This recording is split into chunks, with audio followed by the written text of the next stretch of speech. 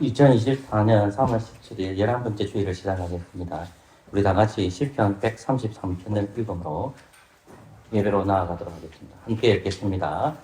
형제가 연합하여 동거함이 어찌 그리 선하고 아름다운고, 머리에 있는 보배로운 기름이 수염 곧 아론의 수염에 흘려서 그 옷깃까지 내린 같고, 헐몬의 이슬이 스온의 산들에 내린 같도다. 거기서 여호와께서 복을 명하셨나니 곧 영생이로다. 아멘. 예배로 나오는 자들에게 주님께서 축복의 인사로 말씀하십니다. 하나님의 사랑하심을 믿고 성도를 부르심을 입은 모든 자에게 하나님 우리 아버지와 주 예수 그리스도를 쫓아 은혜와 평강이 있기를 원하노라. 아멘. 다 같이 찬송가 2장입니다. 3일째 하나님을 찬양하겠습니다. 새 찬송가는 3장입니다.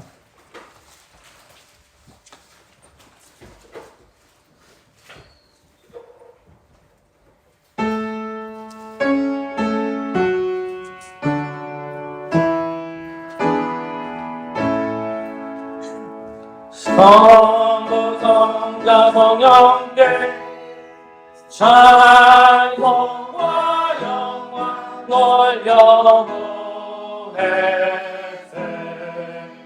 대조리는 간에 또 영원한 거로 성산이 영광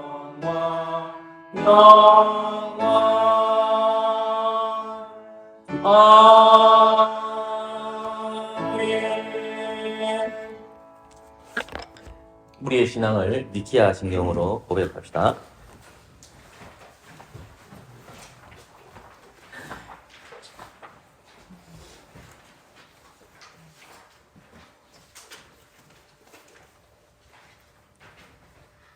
니키아 신경을 함께 고백하겠습니다. 우리는 전능하신 하나님 아버지, 하늘과 땅과 모든 보이는 것들과 보이지 않는 것들의 창조주를 믿습니다.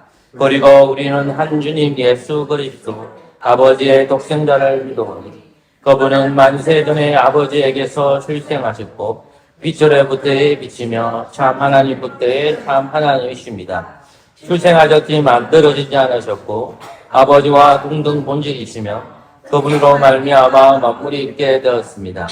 우리 인간과 구원을 위하여 하늘에서 내려오시어 성령으로 말미암아 동정녀 마리아에게서 성육하셨고 사람이 되셨습니다. 우리를 위하여 본디오 빌라도 지하에서 십자가에 못 박히셨고 고난당하고 장사되셨습니다. 성경을 따라 사흘 만에 부활하셨고 하늘로 올라가셨고 아버지의 오른편에 앉아 계시며 영광 중에 다스오시어 산자들과 죽은 자들을 심판하실 것입니다. 끝이 없을 것입니다.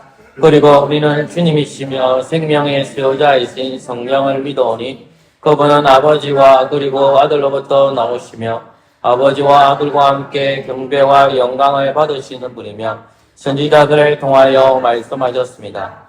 우리는 하나의 거룩하고 사도적인 공교회를 믿습니다. 우리는 사대를 얻게 하는 하나의 세대를 고백합니다. 우리는 죽은 자들의 부활과 내세 생명을 대망합니다. 아멘. 은혜의 말씀 출애굽기 20장 1절에서 17절까지입니다. 한 절씩 교독하도록 하겠습니다.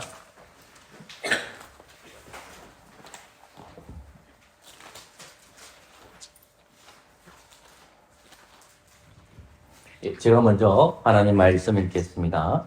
하나님이 이 모든 말씀으로 일러 가라사대 나는 너를 애국 땅 종되었던 집에서 인도하여낸 너의 하나님 여호와라. 너는 나 외에는 다른 신들을 내게 있게 말지니라. 너를 위하여 새긴 우상을 만들지 말고 너 위로 하늘에 있는 것이나 아래로 땅에 있는 것이나 땅 아래 물속에 있는 것에 아무 형상이든지 만들지 말며 그것들에게 절하지 말며 그것들을 섬기지 말라. 나 여호와 너희 하나님은 질투하는 하나님인즉 나를 미워하는 자의 죄를 갚되 아비로부터 아들에게로 3, 4대까지 이르게 하거니와 나를 사랑하고 내 계명을 지키는 자에게는 천대까지 은혜를 베푸느니라. 너는 네 하나님 여호와의 이름을 맑는 데 이끌지 말라. 나 여호와는 나의 이름을 막는 데 이끄는 자를 죄 없다 하지 아니하리라. 안식일을 기억하여 그렇게 지키라. 엿새 동안은 힘써 내 모든 일을 행할 것이나 제7일은 너희 하나님 여호와의 안식일이듯 너나 내 아들이나 내 딸이나 내 남종이나 내 여종이나 내 육축이나 내 눈에 유하는 개이라도 아무 일도 하지 말라. 이런 엿새 동안에 나 여호와가 하늘과 땅과 바다와 그 가운데 모든 것을 만들고 제7일에 쉬었습니다. 그러므로 나 여호와가 안식일을 복되게 하여 그날을 거룩하게 하였느니라. 내 부모를 공경하라. 그리하면 너희 하나님 나 여호와가 내게 준 땅에서 내 생명이 되리라. 살인하지 말지니라. 가늠하지 말지니라. 도둑질하지 말지니라. 내 이웃에 대하여 거짓하지 말지니라. 함께 읽겠습니다. 내 이웃의 집을 탐내지 말지니라. 내 이웃이 아니라 그의 남종이나 그의 여종이나 그의 소나 그의 낙이나 무릇 내 이웃의 소유를 탐내지 말지니라. 아멘. 자리에 앉아주십시오. 십계명에 근거해서 하나님 사랑, 이웃 사랑을 실천하지 못했다면 이 시간에 피아노 반주를 동반해서 함께 그리스도 이름으로 회개하는 시간을 가지겠습니다. 함께 기도하겠습니다.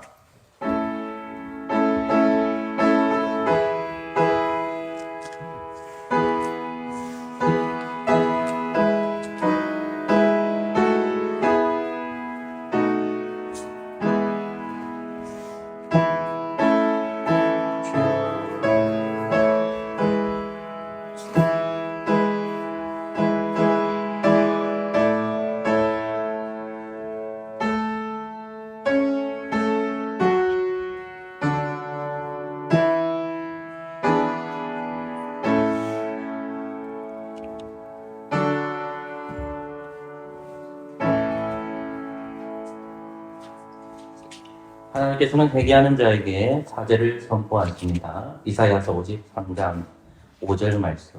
그가 찔림은 우리의 허물을 인하며 그가 상함은 우리의 죄악을 인함이라. 그가 징계를 받음으로 우리가 평화를 누리고 그가 채찍에 맞음으로 우리가 나음을 입었도다. 아멘. 감사의 찬송 102장입니다.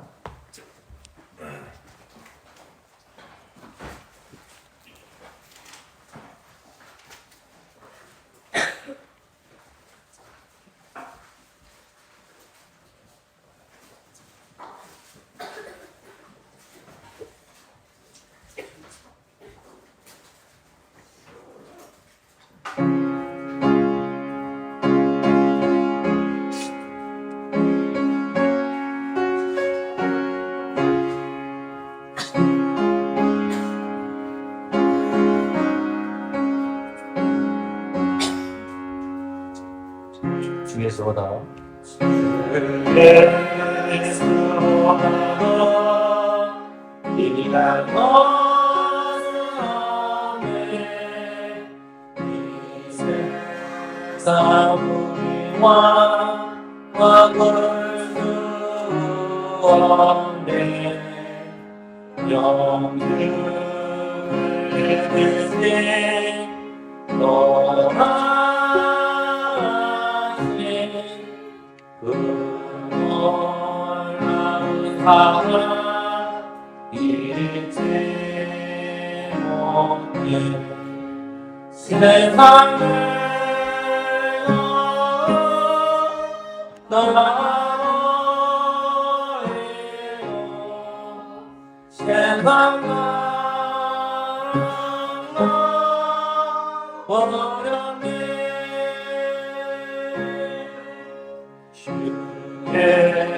예수보다도 이한 것은 없네. 예수밖에는 없네. 주 예수보다도 이한 것은 없네. 이 세상 영광 바꿀 수 없네. 이전에 들리던 세상 일도 주 사랑하는 말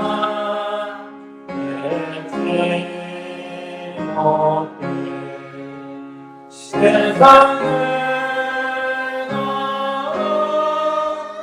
나눠버리고 세상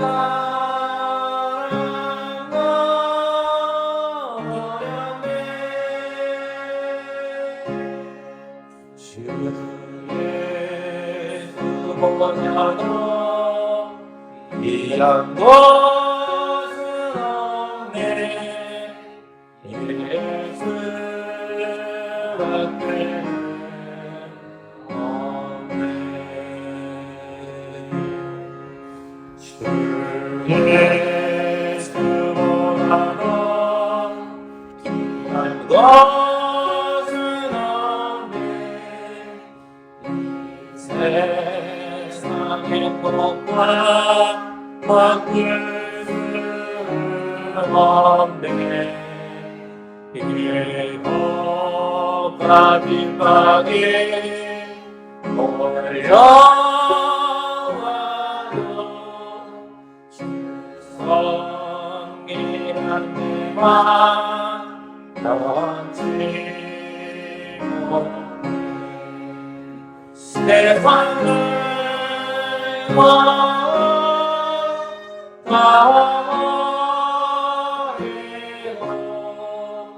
세상을 버렸네 주 예수보다도 귀한 것은 없네 예수밖에 없네. 아멘. 오늘 말씀은 마태복음 23장 27절에서 28절입니다.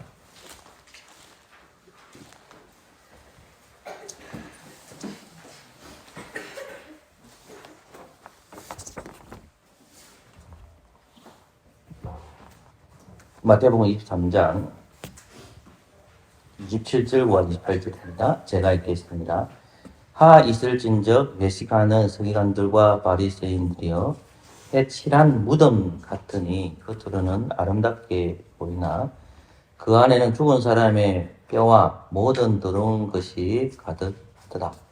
이와 같이 너희도 겉으로는 사람에게 옳게 보이되 안으로는 외식과 불법이 가득하더라.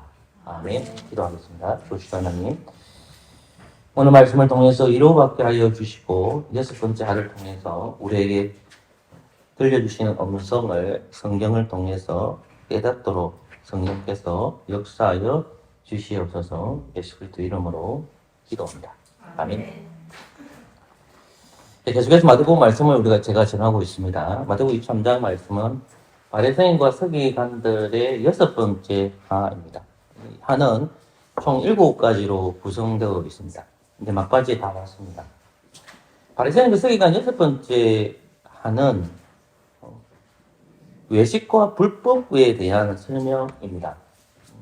근데 그 외식에 대한 불법에 대한 설명에 있어서 27절에서 그들이 어떤 사랑이 있는지를 좀 설명하고 그들 속에 있는 것이 무엇이냐, 그것이 다름 아닌 외식과 불법이라는 것입니다.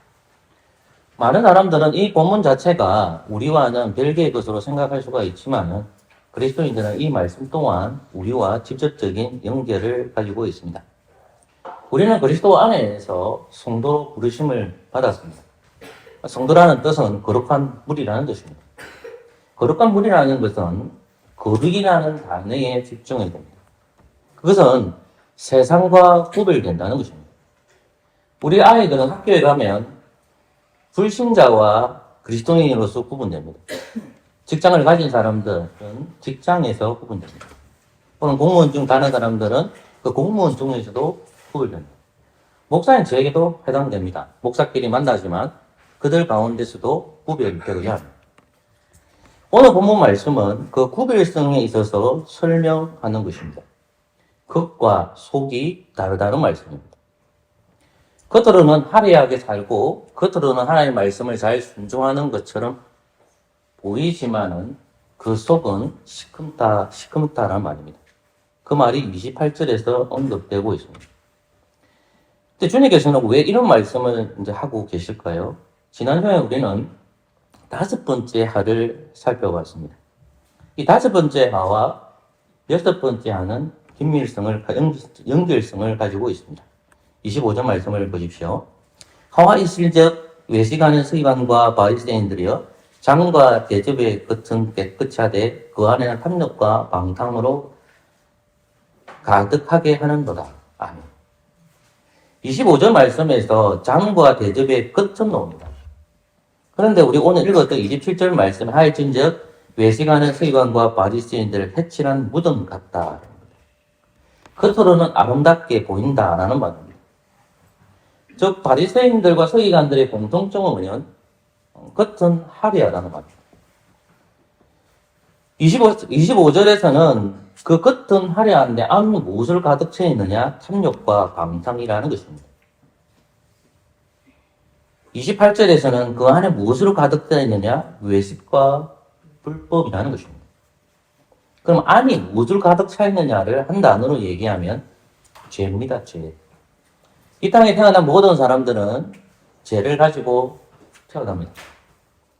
잘생겼든 못생겼든 간에 태어난 그 순간부터 원죄를 가지고 태어납니다. 예수 그리스도를 믿는 사람들은 원죄의 사함을 받지만 여전히 원죄 아래에서 작은 죄를 범하게 됩니다. 그리스도 안에서 그리스도 이름으로 기도할 때 그 작은 죄는 늘 용서함을 받습니다. 예수 그리스도를 믿지 않는 사람들은 원죄와 작은 죄를 받는 데 있어서 겉과 속이 시커먼 겁니다. 그들이 바르게 한다 하더라도 그것은 바르지 않는 겁니다. 그러나 예수 그리스도를 믿는 사람들에게는 겉과 속이 같아야 된다는 것을 5번째 하와 6번째 하에서 설명하고 이 설교를 듣는 대상은 서기관과 바리새인들이 아니라 23장의 사견했듯이 제자들과 무리들에게 주신 말씀이고 동일하게 성령님이 무리 안에 거하신 우리에게도 주어진 말씀이기도 합니다. 그럼 이 말씀이 우리가 어떻게 연결되는지를 조금 세밀하게 살펴보려고 합니다. 하이식진적 외식하는 서기관과 바리새인들이여 해칠한 무덤 같으니 겉으로는 아름답게 보이나 그 안에 죽은 사람의 뼈와 모든 더러운 것이 가득하도다. 아멘. 이스라엘 백성들이 제가 그 나라에 가보질 않았기 때문에 그것을 확인할 수는 없지만 제가 이제 공부하는 것에 있어서는 이스라엘 백성들은 부정을 싫어합니다. 그래서 이 말씀을 이해하기 위해서는 민수기 19장을 살펴보셔야 됩니다. 본문 갈 필요는 없고요. 민수기 19장을 보면 부정한 자가 시체를 만졌을 때에 해야 할 규례들이 나옵니다. 그 규례들이 뭐냐면 시체를 만지는 그 순간에 더러워집니다. 그 만지는 사람은 물을 통해서 또는 잿물을 통해서 정결하게 됩니다. 제사장 해주는 것이 아니라 시체를 만진 그 사람이 잿물을 만들어서 자기 몸에 뿌림으로 정결케 된다는 말입니다. 그리고 옆에 있는 사람도 있었다 했을 때 그 정결한 사람들도 같이 옆에 있었으면 똑같이 물을 뿌려서 정결하게 되어야 된다는 것이 민수기 19장에 기록되어 있고 특별히 11절부터 22절에 자세히 기록되어 있습니다. 제가 11절부터 한번 읽어드릴게요. 사람의 시체를 만지냐는 7일을 부정하리니 그는 제3일과 제7일 이 잿물로 스스로 정결케 할 것이다. 그래야하면 정하려니와 제3일과 제7일에 스스로 정결케 아니하면 그냥 부정하니 누구든지 죽은 사람의 시체를 만지고 스스로 정결케 아니하는 자는 여호와의 성막을 더럽힙니다. 그가 이스라엘에서 끊어질 것은 정결케 하는 물을 그에게 뿌리지 아니하므로 깨끗게 되지 못하고 그 부정함이 그저 있습니다. 장막에서 사람을 죽을 때의 법은 이러하니 무릇 그 장막에 들어가는 자와 무릇 그 장막에 있는 자가 7일 동안 부정할 것이며 누구든지 들에서 칼에 죽이는 자나 시체나 사람의 뼈나 무덤을 만졌으면 7일 동안 부정하느니. 16절 말씀 한 번 더 읽어드릴게요. 누구든지 들에서 칼에 죽이는 자나 시체나 사람의 뼈나 무덤을 만졌으면 7일 동안 부정하리니 되어 있습니다. 그러니까 이스라엘 백성들은 시체에 대해서 민감합니다. 시체를 만지는 순간에 구약의 율법에 따라서 부정한 자가 됩니다. 우리는 그리스도 안에서 이제 율법이 그리스도께서 완성해 죽기 때문에 우리는 이러한 구약의 율법의 지배를 받지 않습니다. 왜냐하면 예수께서 모든 것을 성취해 주셨기 때문입니다. 그럼에도 불구하고 구약의 율법이 이루어졌지만은 구약의 율법을 가지고 있는 정신은 버리지 않습니다. 그것은 제가 다음에 설명하겠지만은 어쨌든 이스라엘 백성들은 시체를 만지면 안 됩니다. 근데 사람들이 처음에는 무덤이 별로 없겠지만은 나중에는 무덤이 많아지잖아요. 그래서 이스라엘 백성들이 생각한 것이 뭐냐면 그 무덤에다가 색칠을 하는 겁니다. 어떤 색칠을 하느냐? 흰 색깔을 칠하는, 색칠을 한다. 그러니까 이스라엘 백성들이 지나갈 때에 무덤이 있는 것을 어떻게 하느냐? 그 색칠한 것을 보고 피해가는 겁니다. 왜? 그 무덤을 지나가거나 그 무덤에 나오는 뼈들이 나와 있으면 밟히거나 하나 접촉을 하게 되면 부정하게 되니까 이스라엘 백성들은 그 무덤에다가 색칠을 해놨단 말입니다. 해칠을 해놨단 말입니다. 색깔을 통해서 구별하겠다는 것입니다. 그래서 그 겉은 보기에는 그것이 너무나도 아름답게 보이고 화려하게 되어 있다는 것입니다. 그러니까 하나님께서 하나님의 아들로 오신 예수 그리스도께서는 바리새인들과 서기관들이 받아야 할 저주를 6번째를 얘기하는데 너희들은 이 겉이 화려하다는 말입니다. 보기에는 이렇게 말을 하는 것처럼 보인다는 말입니다. 그러니까 그 해칠한 무덤처럼 너희들은 화려한 삶을 살아가고 있구나. 그 말을 하는 거죠. 그러면서 이제 27절에 뒷부분에 뭐라고 적혀 있냐면 이렇게 적혀 있죠. 아름답게 보이나 그 안에는 사람의 모든 뼈와 더러운 것이 가득하다 되어 있습니다. 그러니까 겉은 해칠되어 있는데 너희 모습이 이런데 안은 어떻게 되어 있느냐? 사람의 뼈가 가득 차 있죠. 그러니까 이제 그것에 대한 설명이 28절에 하는 겁니다. 이와 같이 너희도 겉으로는 사람에게 옳게 보이되 안으로는 외식과 율법이 가득하도다. 그럼 해칠한 무덤은 뭐냐면 자 28절 말씀 쳐다보세요. 너희도 겉으로는 사람이 어디 있죠? 옳게 보이다는 겁니다. 해칠한 것이 뭐냐? 사람들에게 어떻게 보인단 말입니까? 옳게 보인다는 겁니다. 자, 이스라엘 백성들이 바리새인과 서기관들을 통해서 해당해서 하나님이 그들이 생각하는 말씀을 배웁니다. 그들은 구약 성경을 배우지만 하나님 아들이신 그리스도께서 그들은 구약 성경을 배우지 않는다라고 했습니다. 즉 바리새인들과 서기관들이 가리키는 것은 뭐냐면 계속해서 예수님께서 바리새인과 서기관들을 영적으로 어두운 자라고 합니다. 소경된 자라고 합니다. 영적으로 어두운 자가 되어서 소경이 되어서 이스라엘 백성들을 사망으로 몰고 간다는 것입니다. 그럼 이스라엘 백성들이 보는 것은 뭐냐면 이 바리새인들과 서기관들이 가르침이 옳게 보인다는 거예요. 그들의 모습을 보면서 이분이 우리가 따라가야 할 교사이고 우리가 믿는 선생님이다라고 생각하는 겁니다. 지식이 있고 하나님의 말씀을 들고 있으니까 그들이 가르침에 순종한다는 겁니다. 옳게 보이는 겁니다. 그러니까 당연히 이스라엘 백성들은 바리새인들과 서기관들이 가르치는 그 가르침에 대해서 그들의 눈과 귀가 어떻게 될까요? 그들이 생각하는 것들로 오염이 된다는 거예요. 그러면서 예수님께서 뭐라고 말씀하십니까? 야, 너희들은 해치한 무덤 같은데 사실은 너희들 속을 들어가 보니까 그 무덤 안에 들어가면 어떻게 돼 있느냐? 사람의 뼈와 더러운 것이 가득하다. 이것을 28절에서 뭐라고 적혀있냐면 안으로는 외식과 불법이 가득하다는 말입니다. 겉은 해칠되어 있습니다. 그러니까 안에 들어온 것은 안 보이는 거죠. 겉은 해칠이 되어 있으니까 안에 있는 죽은 시체는 보이지 않습니다. 그러니까 이 죽은 시체는 보이지 않는다는 말입니다. 그러니까 바리새인과 서기관들은 자기 나름대로 구별되게 사는 겁니다. 하나님의 말씀을 따라서 그들이 나름대로 구별되게 사는 것 같지만 성경을 가르치는 것이 아니라 그들이 알고 있는 장로들의 유전을 가르치는 겁니다. 그들의 전통을 더 중요시 여기는 것입니다. 그렇게 오염되어 있으니까 바리새인들과 서기관들은 누구를 보지 못하느냐? 하나님을 보지 못하는 겁니다. 자신들은 하나님을 본다고 생각하지만 그들이 생각하는 메시아는 정치적인 메시아예요. 다윗과 같은 왕이에요. 솔로몬 같은 왕이에요. 그러니까 대적들로부터 자신들에게 자유와 해방을 줘야 돼요. 로마로부터 핍박을 받고 있었기 때문에 그 로마의 핍박에서 벗어나갈 수 있는 그 정치적인 메시아, 민족주의를 흐른다는 말입니다. 예수님은 민족주의를 위해서 오신 게 아니에요. 다윗은 민족주의가 아니란 말입니다. 장세오시 그리스도의 예표란 말입니다. 구원과 관련되어 있단 말입니다. 죄의 문제와 관련되어 있단 말입니다. 그런데 이 양반들 어떻게 하냐면 지금 당장 나에게 당하는 고통이 있죠. 그 당하는 고통이 로마로부터 온단 말입니다. 그리고 사두개인들도 온단 말입니다. 그래서 그들이 어떻게 해야 되냐면 이스라엘 백성들을 하나님의 말씀을 양육을 시켜야 되는데 그렇게 양육을 못 시키는 거예요. 그러면 이스라엘 백성들은 뭘 보고 오느냐? 민족주의가 있기 때문에 다윗을 드러내 있고 새 모세를 드러내고 있기 때문에 당연히 그들이 영적으로 어두워지죠.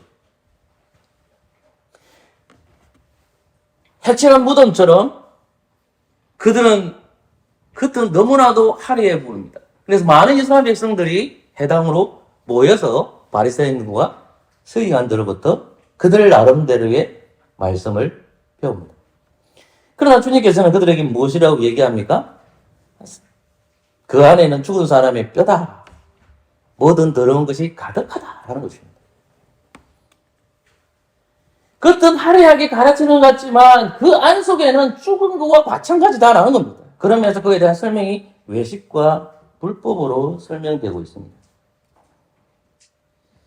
여러분, 이 외식이라는 말은 어떤 의미일까요? 그것은 진실이 되지 않는 마음의 상태를 가리킵니다. 불법이라는 것은 요한 1서 3장 4절에 바로 적혀 있습니다. 불법이라는 것을. 한번 찾아볼까요? 이건요. 요한 1서 3장 4절입니다.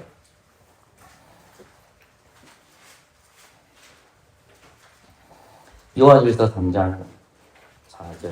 다시 한번 읽어볼까요? 시작. 불법을 행하다니. 아멘. 여기까지 읽습니다. 자, 죄를 짓는 자마다 불법을 행하다니 죄는 뭐다? 불법이다. 자, 우리는 세상적 관점에서 불법을 얘기하는 것이 아니라 하나님의 말씀이 있는데 그 말씀에서 어긋나게 하는 겁니다. 그것을 가리켜 불법이라고 합니다. 지금 예수님은 바리새인들과 서기관들에게 뭐라고 얘기하냐면 진실되지 못한 상태를 가지고 있다. 그리고 너희들이 그것을 행동으로 옮기는 불법을 행하는 자다라고 합니다. 겉으로는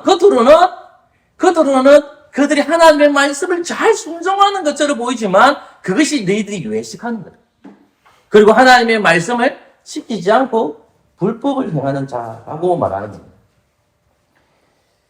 창세기 37장에 가면 요셉과 형제들이 나옵니다. 하나님께서는 요셉을 선택하시죠. 그런데 그의 형제들이 어떻게 합니까? 아버지 앞에서는 외식하는 자처럼 보입니다.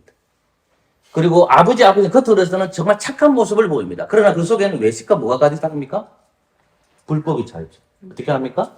하나님께 세우신 그 당대의 직분자를 어떻게 해버리죠? 죽이려고 하죠. 그리고 종으로 보내죠. 그게 외식과 불법입니다.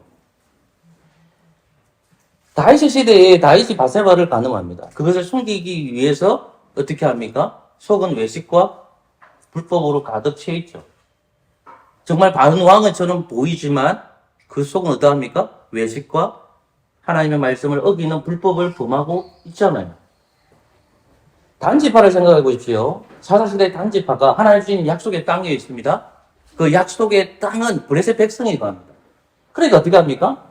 그들이 하나님의 약속의 말씀을 지키는 것 같지만 이쪽으로 도망가는 거죠. 그들은 외식하고 불법을 행하는 거예요. 말씀은 너무나도 간단합니다. 오늘 본문 말씀에서 외식하는 것과 불법이 가득하는 것을 설명하고 있다는 거죠. 바리새인들은 하나님의 말씀을 전하는 것 같지만 그들은 외식하고 불법을 행하는 것을 주님께서는 책망하고 있어요.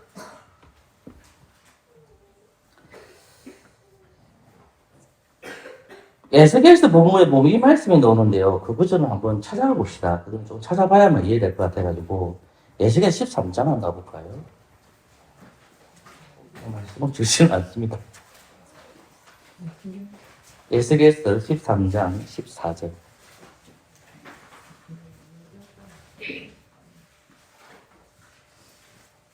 14절 말씀만 읽어볼게요.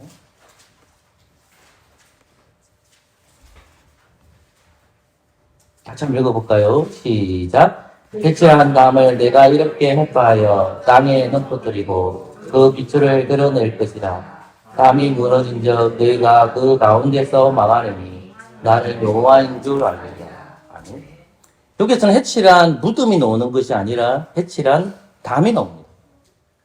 이 담을, 그러니까 해칠한 담이라는 것을 이해하면 해칠한 무덤을 이해할 수가 있습니다. 이 에스겔 선지자는 주전 6세기에 있는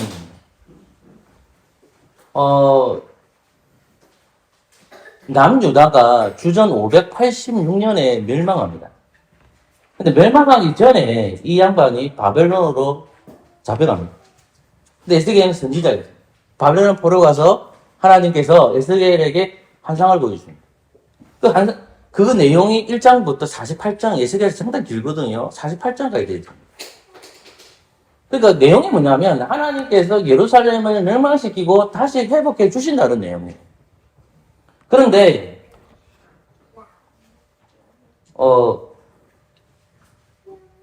조금 전에 읽었던 에스겔서 13장 그 본문에는 예루살렘에 대한 임할 심판을 얘기합니다. 그게 에스겔서 4장부터 24장까지 예루살렘에 임할 심판을 기록해요. 누가? 에스겔 선지자. 근데 그 당대에 거짓 선지자들이 있어요. 이스라엘 안에, 남유다 안에 거짓 선지자들이 절대로 하나님께서는 바벨론으로부터 우리를 멸망시키지 않는다고 예언을 해요. 그거를 해칠한 담이라고 얘기합니다. 하나님은 바벨론을 통해서 멸망시킨다고 에스겔 선지자에게 가르쳐 줬어요. 에스겔 선지자는 그렇게 얘기해요. 하나님의 말씀이니까, 하나님의 말씀을 들었으니까 그렇게 얘기한단 말입니다. 이스라엘 백성들, 남유다 백성이 그렇게 얘기한단 말입니다. 근데 남유다 백성들은 그 말보다 멸망되는 말보다도 평화가 더 좋잖아요. 그러니까 남유다 안에 있던 거짓 선지자들이 뭐라고 얘기하냐면 그럴 일 없다는 거예요. 절대 하나님은 우리를 심판하지 않는다는 거예요. 그래서 에스겔 선지자는 평화를 선언하는 그 거짓 선지자들을 가리켜 해칠한 담이라는 거예요. 이 담을 쳐서 멸망은 된다는 말인데 해칠한 담을 딱 치가지고 멸망 안 된다라고 얘기하는 거예요. 거짓 선지자들을 향해서 얘기하는 거예요. 근데 조금 전에 읽었던 마태복음 23장에 보면 해칠한 무덤입니다. 해칠한 무덤이에요. 자, 하나님께서는 바리새인들과 서기관들에게 말씀하십니다. 그것은 예수님을 통해서 말씀하시는 겁니다. 근데 여섯 번째 하가 뭐냐면 그들이 겉과 속이 다르다는 말입니다. 지금 그들은 겉은 화려해 보이고 겉은 좋게 보인다는 말입니다. 그러면 바리새인들과 서기관들이 뭐냐면 하나님의 말씀을 전하는 구약시대의 거짓 선지자들처럼 그들 또한 그들의 입에서 나오는 것들이 다 거짓말이에요. 근데 그 거짓말에 쏟기는 자들이 누구라는 겁니까? 이스라엘 백성들. 이스라엘 백성들이라는 거예요. 그러니까 예수님께서는 그 바리새인들과 서기관들을 가리켜 너희들은 외식과 불법이 가득하다 하라고 하는 겁니다. 너희들은 겉은 화려한 것지만 구별되게 사는 것처럼 보이지만 너희들은 썩었다는 겁니다. 저 무덤과 해치는 무덤 같은 너희들은 구약에 나오는 구약의 율법을 지키는 것처럼 구별되게 사는 것 같지만 구별되게 살지 못한다는 거예요. 왜 이 말을 선언할까요? 우리 자꾸 생각해 봐야 되죠. 왜 그러냐면 바리새인들과 서기관들은 눈이 어두워졌습니다. 눈치로. 제가 지난주에 설교했던 거 기억납니까? 요한복음 1장 18절에 보면 하나님을 본 사람이 없다라고 했습니다. 하나님께서는 하나님을 본 사람이 없기 때문에 예수 그리스도를 이 땅에 보내주신 거예요. 그러면 하나님이 구약의 약속을 기다리고 예언의 말씀을 기다리는 사람들은 어떻게 될까요? 저는 자꾸 니고데모하고 나다나엘 설교하다가 헷갈려요. 헷갈리는 것보다 자꾸 다르게 나가요. 요한복음 3장에 가보면 니고데모가 나옵니다. 니고데모가 바리새인입니다. 율법학자입니다. 근데 그 니고데모가 예수님을 선생님이라고 찾아옵니다. 왜? 예수님이 어떤 것들을 했기 때문에 많은 이적들을 했기 때문에 찾아옵니다. 그래서 이 양반한테 가면 자기가 궁금한 것을 물어볼 수가 있으니까. 왜냐하면 모세 시대 때에 옆에 있는 사람들이 예언을 해요. 장로들이. 근데 바깥에 있는 사람 일닭과 매달도 예언을 하거든요. 그때 있던 여호수아가 저 예언 못하게 하라 하니까 모세가 뭐라고 얘기하냐면 어느 시대가 되면 어떤 선지자가 올 것이다. 이 말이에요. 어떤 선지자가. 그래서 그 선지자가 와서 이적을 행할 것이다. 라고 얘기해요.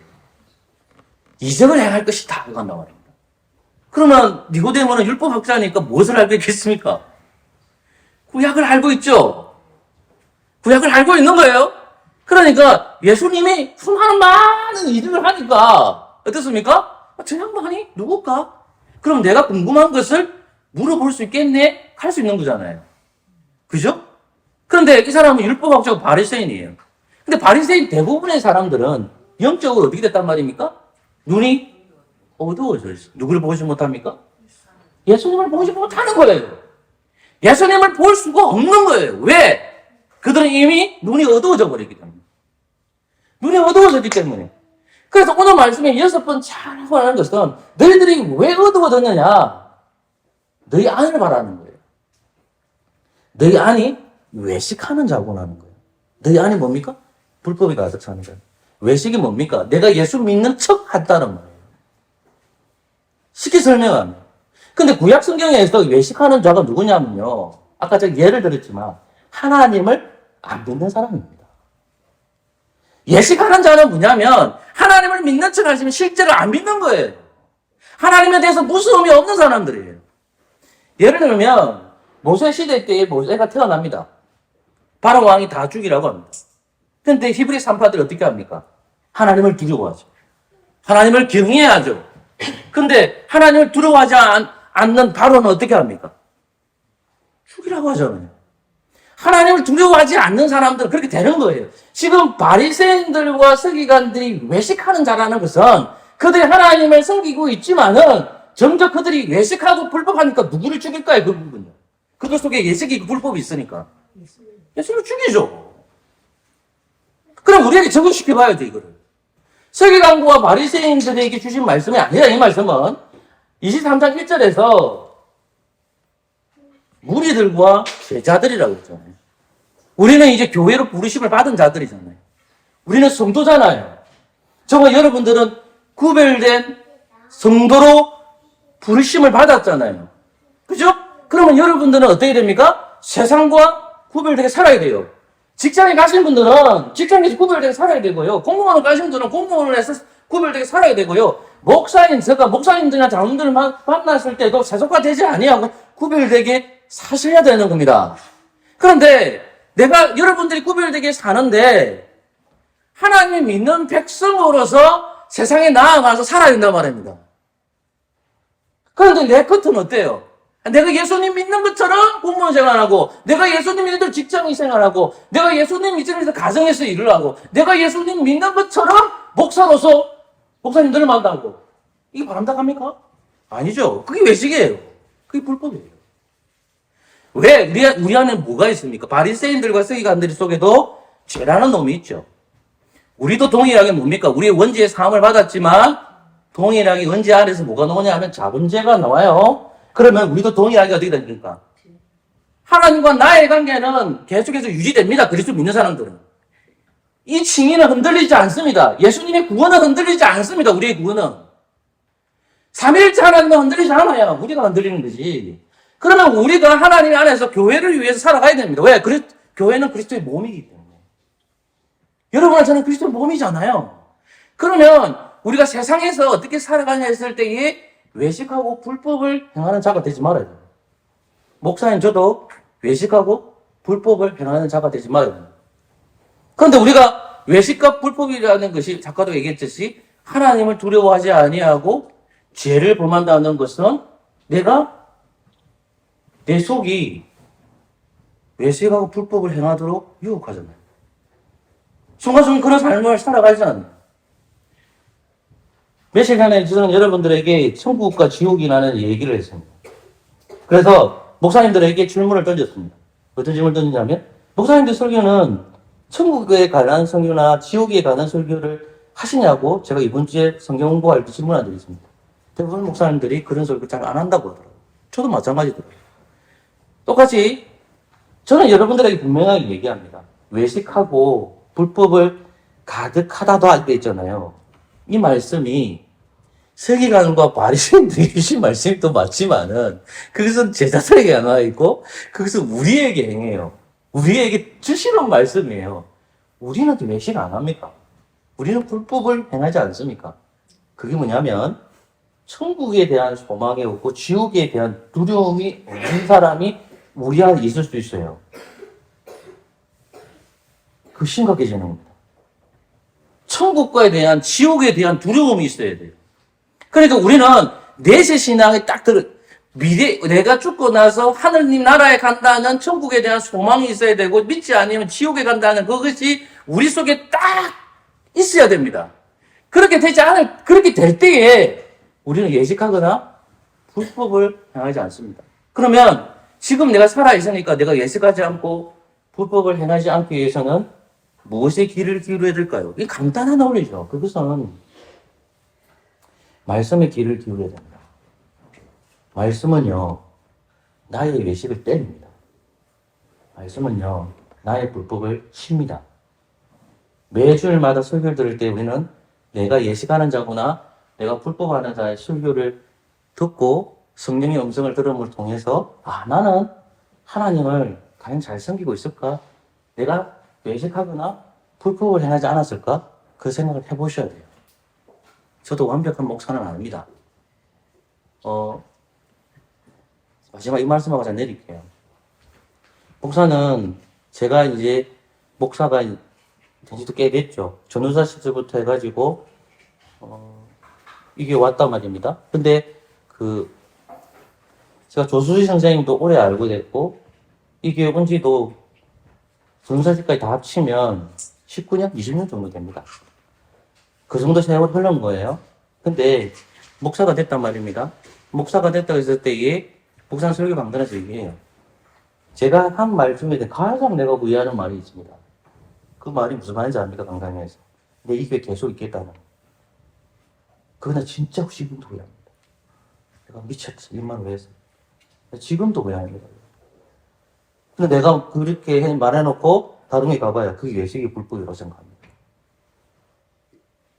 제가 왜 이 말 하는지 압니까? 나이가 지금 제가 52살이거든요. 저는 다른 교회에서 안 부르겠습니까, 이거? 그런 이유가 없겠습니까, 저는? 어느 정도 벌써 나이기 때문에. 근데 저는 설교광도 쉽단 말입니다. 그리고 우리 교회에서 목사가 되신 분들이 있잖아요. 외식과 불법이라는 멀리 있는 게 아니에요. 설교 강단에서 내가 이거 살았죠. 근데 제가 다르게 살아야 되는데, 제가 여러분 눈에 보이지 않게 죄를 범할 때도 있단 말입니다. 안 들켰을 뿐이에요. 여러분들 이거 찔리셔야 되는 거예요. 외식과 불법이 멀리 있는 게 아니에요. 그러니까 바르게 사셔야 돼요. 저도 부끄러워요. 근데 안 들켰을 뿐이잖아요. 그러니까 그리고 강단에서 내가 그렇게 설교했으면 여러분 보실 거잖아요. 취를 똑바로 안 살면서 우리 보고 그러네? 분명히 그게 온단 말입니다. 그죠? 그러면 목사가 연약한 거 제가 인정합니다. 정말 저는 인정합니다, 그거를. 근데 그렇게 살려고 진짜 노력합니다. 반대로 여러분은 그럼 하나님 앞에서 외식하고 불법을 행하지 않습니까? 만약에 그렇다면요, 돌이키세요. 바리새인들과 서기관들에게 예수님은 하루다라고 했습니다. 똑같이 이 말씀 들은 여러분들이 외식하고 불법을 행하는 자였다면 나에게 하가 임하겠구나. 성령님의 음성을 들으면서 불법을 행하지 않고 외식하는 자가 되지 않고 오직 그리스도만 바라보는 저와 여러분 되시기를 소망합니다. 아멘. 하겠습니다. 찬송가 177장입니다.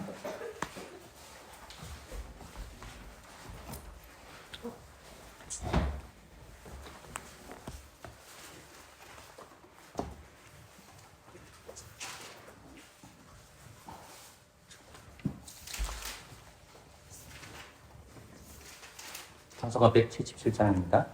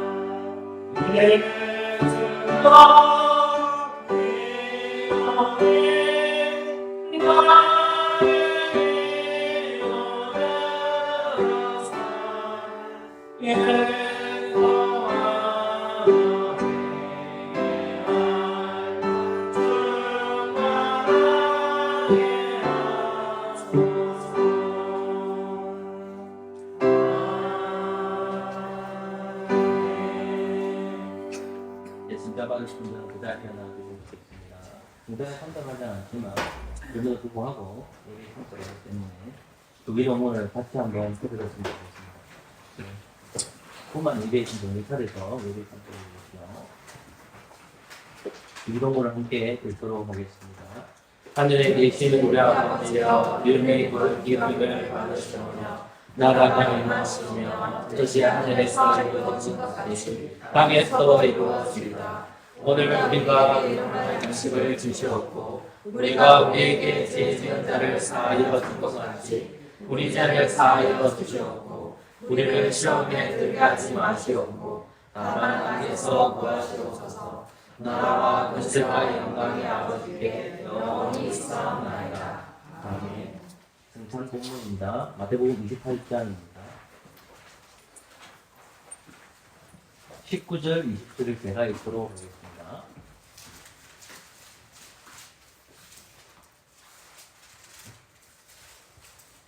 제가 읽겠습니다. 그러므로 너희는 가서 모든 족속으로 제자를 삼아 아버지와 아들과 성령의 이름으로 세례를 주고 내가 너희에게 분부한 모든 것을 가르쳐 지키게 하라. 볼지어다 내가 세상 끝날까지 너희와 항상 함께 있으리라 하시니라. 아멘. 이 말씀은 창세기 1장 28절 말씀을 보면 하나님이 그들에게 복을 주시며 그들에게 이르시되 생육하고 번성하여 땅에 충만하라. 땅을 성복하라. 바다의 고기와 공중의 새와 땅에 움직이는 모든 생물을 다스리라 하십니다. 아멘. 창세기 1장을 보면 하나님께서 모든 것을 다 창조하시고 난 다음에 자신의 형상대로 남자와 여자를 창조하십니다. 그리고 1장 28절 말씀을 통해서 에덴 동산에서 멈추지 않고 중복하는 사명을 줍니다. 그 중복은 제국주의가 아니라 복음 안에서 점점 확장돼 가는 것을 가리킵니다. 그리고 나서 하나님은 아담과 여자에게 신부를 줍니다. 그러니까 복음과 먹는 것은 연결되어 있습니다. 마태복음 28장 18절부터 20절을 보면 18절 말씀에 예수님께서 나와 일러 가라사대 하늘과 땅의 모든 것을 내게 주셨다라고 합니다. 그래서 주어는 생략되어 있는데 성부 하나님입니다. 성부 하나님께서 성자 하나님에게 모든 권세를 주셨습니다. 그래서 그 모든 권세를 주셨는데 주님께서는 사도들에게 무엇을 말하냐면 말씀을 전하는 것과 더불어서 세례를 가르칩니다.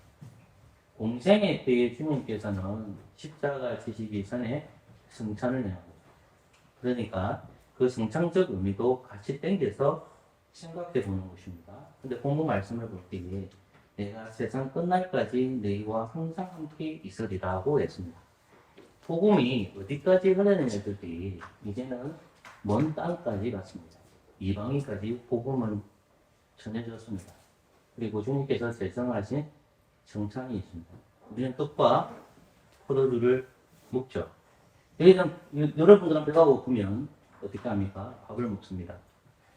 똑같이 예배에 와서 여러분은 귀로 듣는 하나님의 말씀을 들었고 이제 그리스도를 먹는 시간입니다. 왜 먹을까요? 그것은 영의 양식을 먹어야만 우리가 생존할 수 있습니다. 그래서 떡과 포도주를 먹을 때 그리스도의 몸을 먹는 거고 그리스도의 피를 마시는 겁니다. 그러니까 구원의 감격의 안에 있는 여러분들은 어떻게 살아야 되겠습니까? 설교 듣는 것을 생각해 보십시오. 구별되게 살 때 누구를 어떻게 될까요? 구별되게 사는 것이 쉽습니까? 어렵습니까? 굉장히 어렵습니다. 목사인 저에게도 어렵고요. 직장 생활하는 여러분들에게는 아마도 더 어렵겠죠. 그러나 여러분, 떡과 포도주를 여러분들이 먹고 마시잖아요. 그러면 주님께서 찢어지는 고통, 주님께서 피 한 방울도 우리에게 주신 것처럼 우리도 고난의 현장이 직장이고 아니면 회사이고 아니면 교회일 수도 있고 아니면 학교일 수도 있겠죠. 그런 여건에서도 주님께서 나를 구원해 주신 은혜에 감사해야 됩니다. 떡을 먹으십시오. 포도주를 마십시오. 그리고 부탁드립니다. 원망과 불평을 하지 마십시오. 그리스도의 고난에게 우리의 고난은 아무것도 아닙니다. 주님은 우리를 위해 떡과 포도주, 몸과 피를 주셨습니다. 그것을 생각해서 세상에서 후불되고 승리하는 저와 여러분 계시기를 소망합니다. 아멘.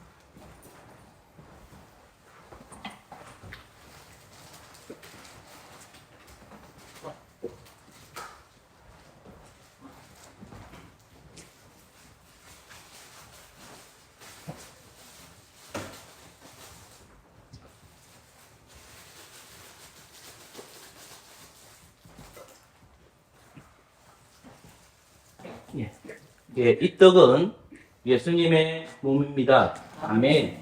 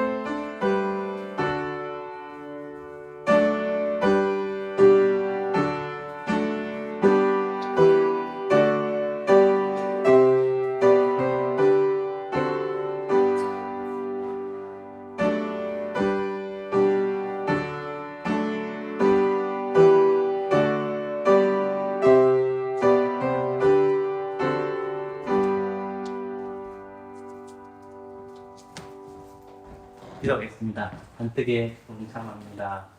예수 그리스도의 이름으로 기도합니다. 아멘.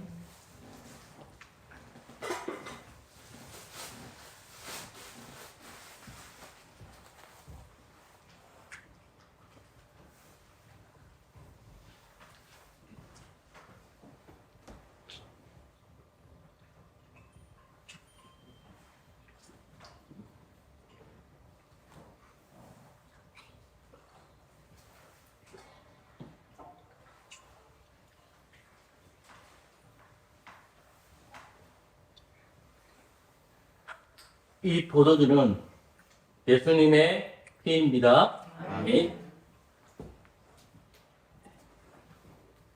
예수님 몸에서 피가 나옵니다.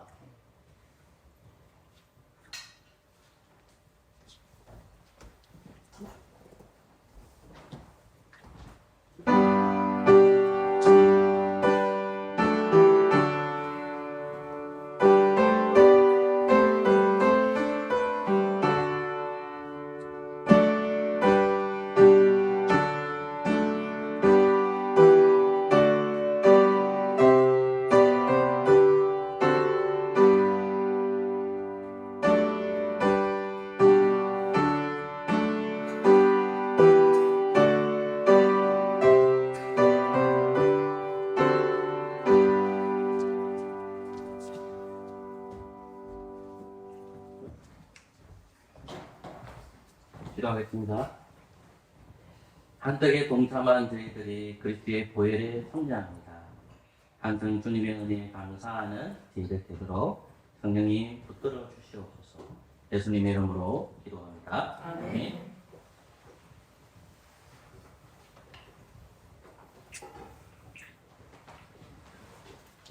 예, 성공가 284장입니다. 성공가는 198장입니다. 구름으로 준비하신 준비한번 가도록 하겠습니다. 284장입니다.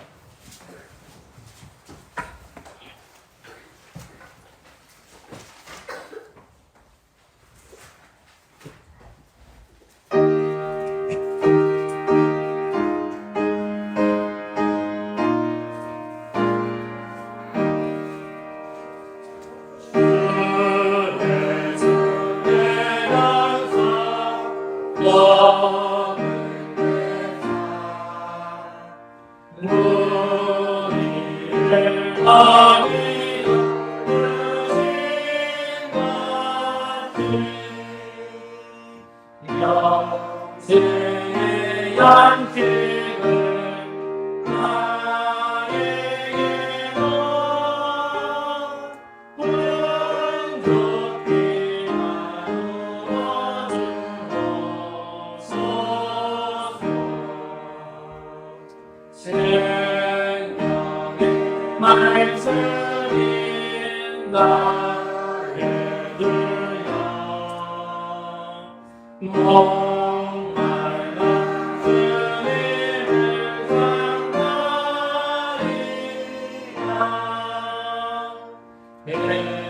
일어서 우리를 먹인같이 얼룩한 이 신경 세우소서. 내 주여 진리의 말씀으로 싹스러운 매일 날 부르사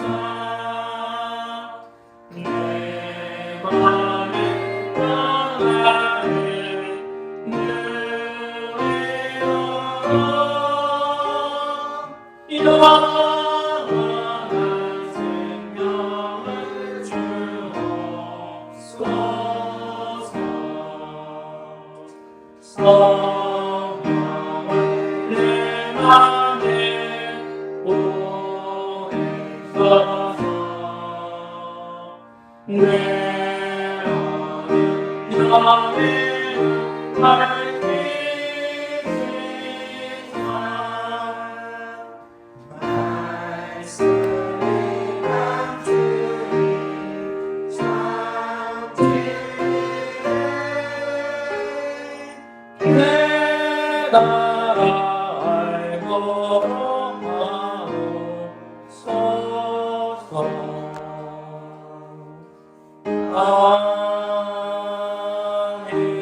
아멘. 자리에 앉아주십시오. 기도하겠습니다. 하나님 감사합니다. 계속해서 바리새인과 서기관들에 대한 6번째 바로 하나님의 말씀 증거했습니다. 바리새인과 서기관들은 구별되게 살려고 하였지만 정작 그들은 겉으로 보기에 그렇게 살았고 속으로는 하나님 앞에 예식을 하고 불법을 행하는 자라는 것을 배웠습니다. 하나님 아버지, 우리가 그리스도 안에서 이제 구별되게 살아가게 하여 주옵소서. 이제 우리에게는 동물이나 모든 음식物들이나 그리고 땅에 있어서 부정과 정한 것은 사라졌지만 영적인 의미에서 부정과 정함이 있음을 우리는 설교를 통해서 들었습니다. 아버지 하나님, 주일학교 학생들이 있고 그리고 어른들이 있고 그리고 목사인 제가 있습니다. 아버지 하나님, 저희들이 어느 곳에 있든지 간에 하나님 백성답게 외식을 행하지 않고 불법을 행하지 않는 자들이 되게 인도하여 주옵소서. 때때로 우리는 하나님을 사랑하는 척 하면서 기도하는 척, 예배하는 척, 하나님을 잘 섬기는 척 할 때가 많습니다. 아버지 하나님, 우리가 남들 보기에 아름다운 신앙생활이 되지 말게 해주시고 겉과 속이 동일하게 하여 주옵소서. 하나님을 향한 바른 믿음이 행동으로 나타나게 해주시고 행동만 가지는 그런 신앙이 되지 말게 하여 주옵소서. 밖으로 나아갔을 때, 세상으로 나아갔을 때, 저 사람은 예수 그리스도를 믿는 사람이고 구별된 사람이라는 것을 파수의 지체들이 드러내게 해주시고, 비록 그 삶이 힘들고 어렵다 할지라도 그러한 삶을 살아갈 수 있도록 은혜 내려 주옵소서. 우리 안에 죄라는 놈은 내 안에서 나에게 죄를 짓게 하고 우리에게 죄를 짓게 합니다.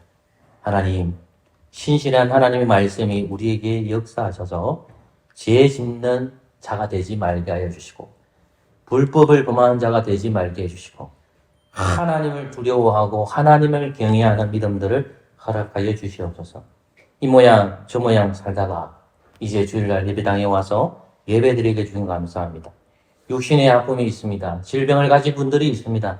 아버지 하나님, 속히 나아지는 역사가 있게 하여 주시옵소서. 직장에서 또 회사에서 공무원 생활 중에도 그리고 학교에서 다양한 사람들을 만날 때마다 아버지 하나님, 언제나 하나님의 은혜에 감사하는 믿음의 성도 되도록 역사하여 주시옵소서. 우리 교회가 하나님 보시기에 바른 교회 될 수 있도록 은혜 내려 주시옵소서.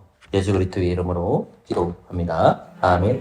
다 같이 시편 3편을 찬양함으로 준비하신 공동하겠습니다.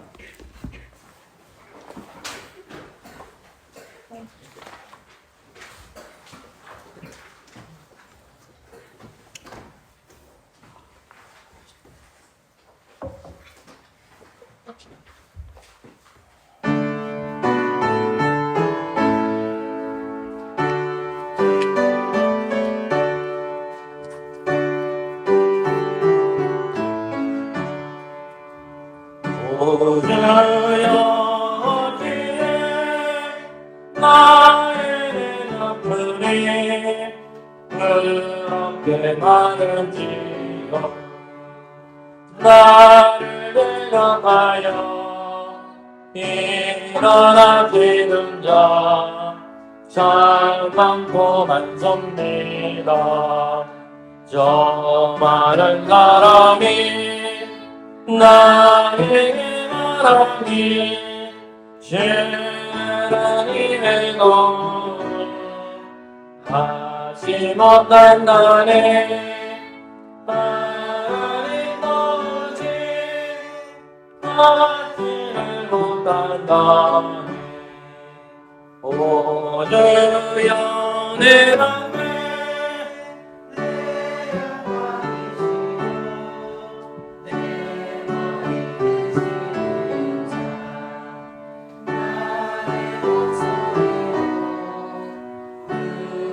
믿어내서 상성답하네 나오자고서 깨어 일어나니 주날 붙드심이라 나누어자고서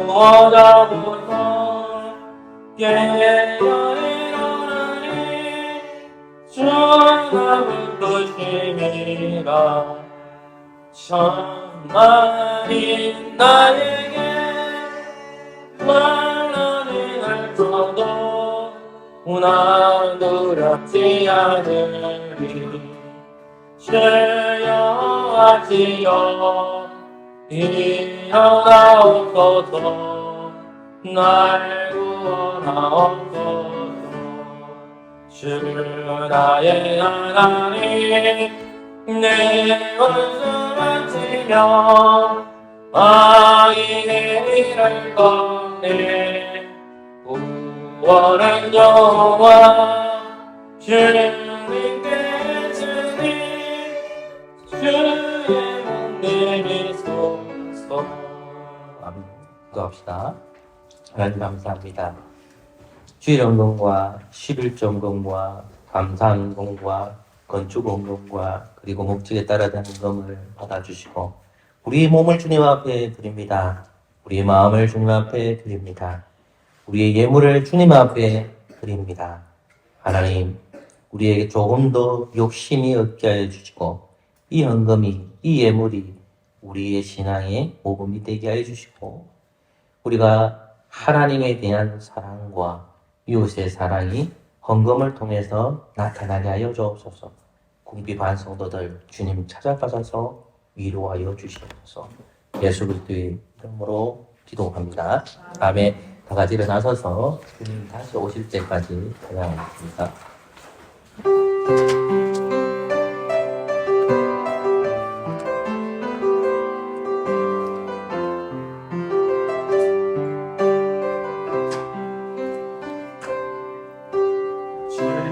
주님 다시 오실 때까지 나는 가리라 조금 손질 나의 십자가 아멘 나의 가는 앞에서 나의 주님을 보내라 영광의 내 주님 나를 바라보시니 주님 다시 오실 때까지 나는 일어나 영광이라 주의 영광 온 땅도 펼쳐 나는 일어나 노래하리 내가 모하는 주님 영생만 그주시라 내가 모하는 주님 영광의 왕이시라. 아멘. 주 예수 그리스도의 은혜와 하나님의 사랑과 성령의 교통하심이 너희 무리와 함께 있을지어다. 아멘.